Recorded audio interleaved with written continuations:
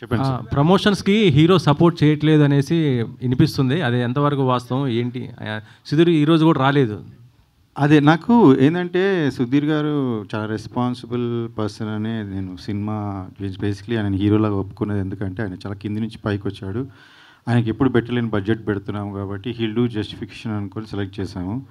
ఆయన మంచి ఫ్యామిలీ నుంచి కూడా వాళ్ళ పేరెంట్స్ మంచోళ్ళు, అప్‌బ్రింగింగ్ మంచిది. సో నేను I'm believing that he'll come. ఎందుకంటే మేము ఎక్కువ రోజులు వెయిట్ చేయలేదు.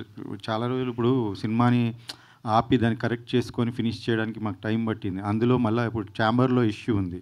ఆ ఛాంబర్‌లో వాళ్ళు డిసిషన్ తీసుకునే వరకు నేను ఎక్కువ డిస్క్లోజ్ చేయలేను.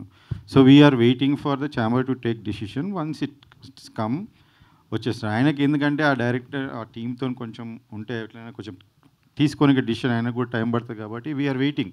We don't have anything against him.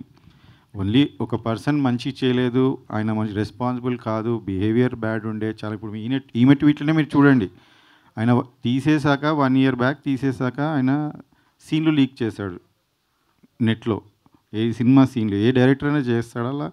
సీన్లు లీక్ చేస్తే ఛాంబర్కి వెళ్తే ఛాంబర్ ఆయన మీద పోలీస్ కంప్లైంట్ ఇవ్వమని ఇచ్చాం. ఫైల్ అయినాక ఈ రోజు కాక చెప్పలేదు మీకు పోలీస్ కంప్లైంట్ ఫైల్ అయింది, కోర్టుకి ఆయన పంపించారని ఇప్పటిదాకా చెప్పలేదు. ఎందుకంటే అది సుధీర్ గారి లైఫ్కి ఎఫెక్ట్ అవుతుంది, ఒక మూవీకి ఎఫెక్ట్ అవుతుంది, ఇంతమంది కష్టాలు ఎఫెక్ట్ అవుతుంది నేను చెప్పలేదు.